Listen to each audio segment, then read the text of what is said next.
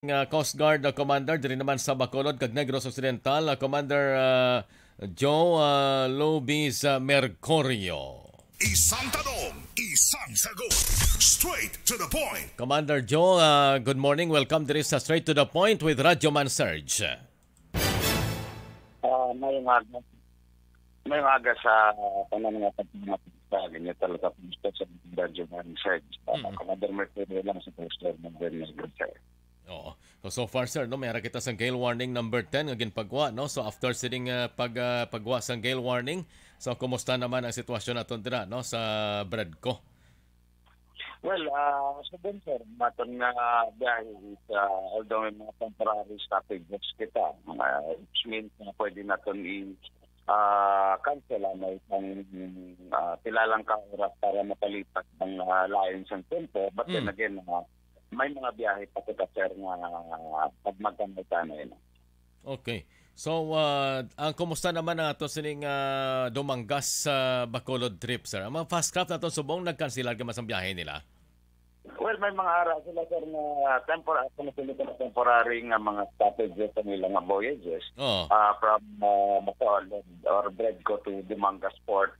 But then again, may mga biyahe pa kita sa pag as long magkanay-kanay ang lain sang timpo. Oh, so meaning why kita yung total stop no sang pagbiyahe apisar sang gale warning ang ginpagwa as of 5 AM kay nasang pag-asa sir, no? Why kita sang untat biyahe, especially man naka-schedule na.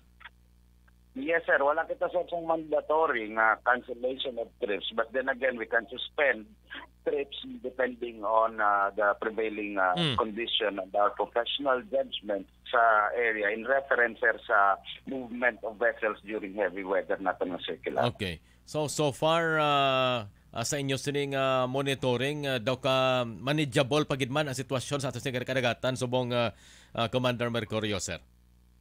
Yes sir, ang situation sa subong isa hindi gid man siya mo naka-extreme, but then again kung magbugso na naman ng aton nga mabaskog nga ulan, may hangin kag may ang balod ta sir is ito to regret nga kinanglan ka kung isa ipa-iway anay or suspend ang pagbiyahe sang barko para sa safety reasons ang aton mga pasahero kag mabalit sir. So same with Cadiz, Bantayan, Escalante to Cebu, Toledo to San Carlos, Toledo, waya sa mga cancellation as of this time?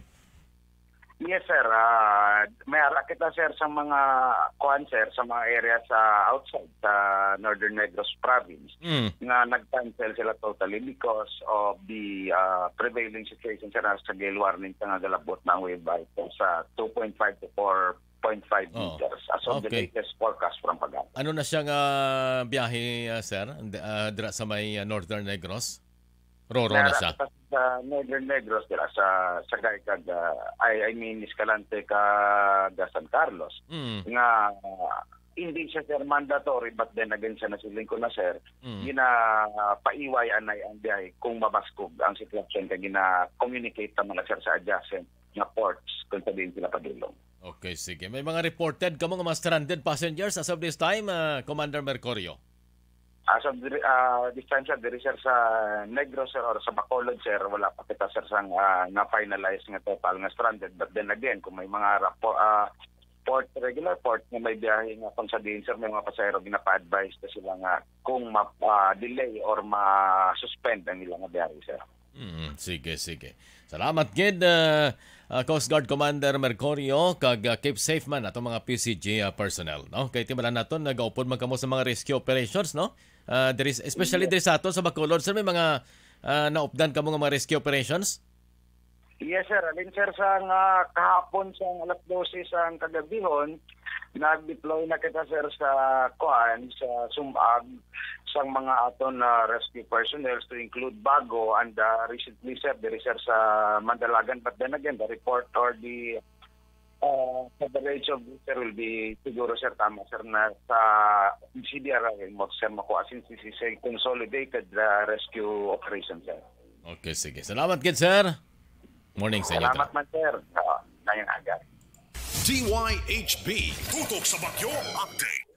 So hindi man mandatory apisal nga may gale warning, sunod naman kay Commander Mercurio nga normal ang biyahe sang fast craft kag Roro going Dumangas or Iloilo City, no?